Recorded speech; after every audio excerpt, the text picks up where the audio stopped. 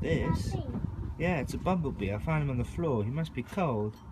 So I gave him some orange juice and he's drinking it. Can you see that? Yeah. He's drinking the orange juice with his proboscis. Maybe that will give him Bee. yeah, he's a bee. And I tried to nudge him, but he's tired, so Daddy's just giving him some juice. Yeah, And he's tired. hopefully he'll be able to get up and go. Yeah? And find a nice warm place to survive the winter. I think he might go to South Africa. You think so? Yeah. That's a long way away. He's going to need a lot more orange juice for that. Yeah. Shame. Poor little fella. Hello, fella. Yeah.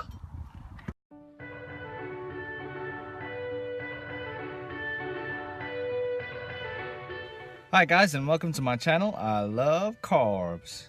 It's early on a Wednesday morning, just about to hit my first visit, and I thought I'd just quickly bang out this video because I might not get time later on. So I just want to chat about why I will always be a vegan. Last video I touched on the fact that I'll always be a vegan because I cannot live with myself knowing that the decisions I make every day actually affect the lives of innocent living creatures.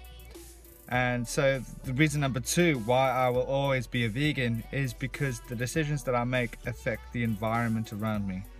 And if you think about it, there are over 70 billion land animals and over 90 billion sea animals that get killed every year just so that we could have food on the table. And that's something we need to think about. 70 billion is nearly 10 times the amount of people on the planet. And we always complain, oh, there's too many people, there's too many people. And actually, in fact, there's too many animals on this planet. We have to find food, we have to find water for every single animal to grow to the point where the animal industry decides to kill them for food. And so if you take, for example, a cow, it takes 2 to 3 years to grow to full size.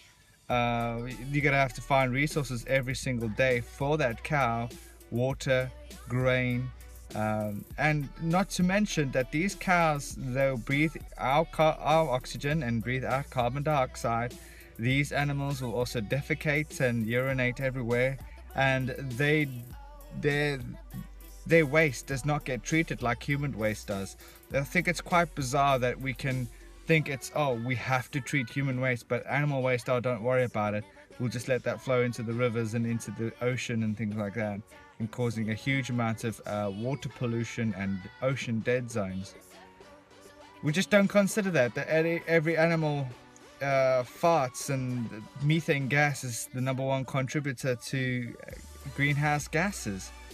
And also the huge amount of water taken to grow animals is mind-boggling, absolutely mind-boggling. So you know, check out Cowspiracy if you have a moment to. I'll leave the link down to the full documentary here on YouTube, so do watch that. It's not too graphic. It's actually quite nice to watch. You go on the journey of Kip Anderson, who's the director and the maker of the film, who starts out as a meat eater and just wants to find out more about the environment and things like that, and why people are not talking about the real main causes of environmental degradation on this planet. So I mean, it does come down to animal industry, and it all stems from animal agriculture, and we can definitely start to look after this planet by simply watching the choices of our diet, and that is to choose a high, you know, it doesn't have to even be high carb, low fat. It could just be a vegan diet, a cruelty-free, environmentally friendly vegan diet. All right, because there's a far less amount of water and resources taken to grow potatoes and rice and things like that than there is to actually grow a full-size cow, or even the dairy industry, the egg industry. There's a far less carbon footprint on this planet than animal agriculture industry does. So that's another reason why I will always be a vegan, is because this planet that we have is the only one we have, and I'm going to do my part. I'm not going to preach and, you know, if you take this advice, I really do hope and pray that you take this advice to heart. I really do hope that you can make that decision for the planet. Because it's the only one left, and we need to look after it. And if you read the reports published by the UN, life will be unsustainable by the year 2048. We will not be able to survive correctly on this planet by 2048, and that is striking because at that time my children will be having children, and what kind of life are we leaving for them? It's so close, it's so near, but most people just choose to ignore it. And I think it's time that we wake up to what the animal agriculture is doing in our world, and how can we go about in our daily lives making a difference. So I do thank you very much for watching, guys. Leave a comment, do subscribe. We've got loads more content coming your way this week. Have a check out on the weekend. I'm going to be doing some videos about eggs, and we'll be able to decipher why eggs are not great. So thank you very much for watching, guys. Catch you later. Have a good day. Bye.